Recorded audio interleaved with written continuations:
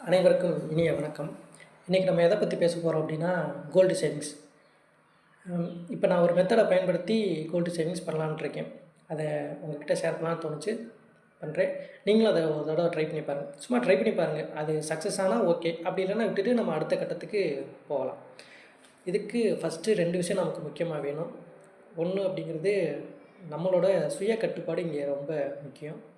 இன்னொன்று, பெரிய கடையை தேர்வு பண்ணாமல் நமக்கு தெரிஞ்ச சின்ன கடையை நம்ம தேர்வு பண்ணிக்கிறலாம்.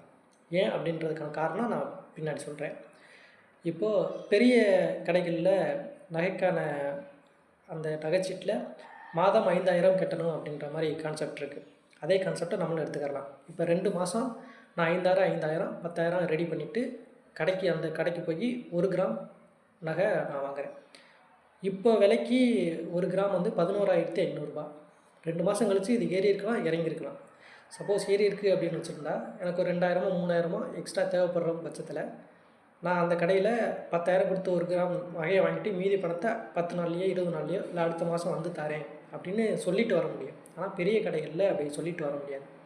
இப்போ அடுத்த மாதம் நான் அதே 5000 கொண்டு போயிட்டு அந்த போன மாதம் எடுத்த 1 கிராம் தங்கத்துக்கான பேலன்ஸ் தொகையை கொடுத்துட்டு மீதி இருக்கிறதுக்கு நான் வெள்ளி வாங்கலாம் அப்படின்ட்டுருக்கேன். அப்போது அந்த பணத்துக்கு எவ்வளோ வெள்ளி வருமோ அதை வாங்கலாம் அப்படின்ட்டு. இந்த 3 மாதம் அடுத்த 3 மாதம் அப்படின்னு இதை அப்படியே தொடர்ச்சியாக நான் பண்ணலான் இருக்கேன். இதில் எனக்கு என்ன ஒரு பெனிஃபிட் அப்படின்னு நமக்கு கிடைக்கிது அப்படின்னு பார்த்திங்கன்னா, கோல்டு சேவிங்ஸ் அப்படின்றத தவிர்த்து ஒரு டக்குன்னு நம்மளோட ஒரு சிறு சேமிப்பை அடுத்த கட்ட முதலீட்டுக்கு கொண்டு போகிறதுக்கான ஒரு வாய்ப்பாக நான் இதெல்லாம் பார்க்குறேன். ஏன்னா நம்மளோட 3 மாதம் சேமிப்பு அப்படிங்கிறத டக்குன்னு கோல்டில் போட்டு அதை நான் முதலீட்டுக்குள்ளே கொண்டு போயிட்டேன். என்னோடய சேமிப்பை குறுகிய காலத்தில் நான் ஒரு முதலீட்டுக்குள்ளே கொண்டு போயிட்டேன் அப்படிங்கிறது தான் என்னோடய இதில் உள்ள கான்செப்ட். ஏன்னா பெரிய கடையில் நம்ம 1 வருஷம் ஃபுல்லாக கட்டி அதுக்கப்புறம் அந்த நகையை வாங்குவோம்.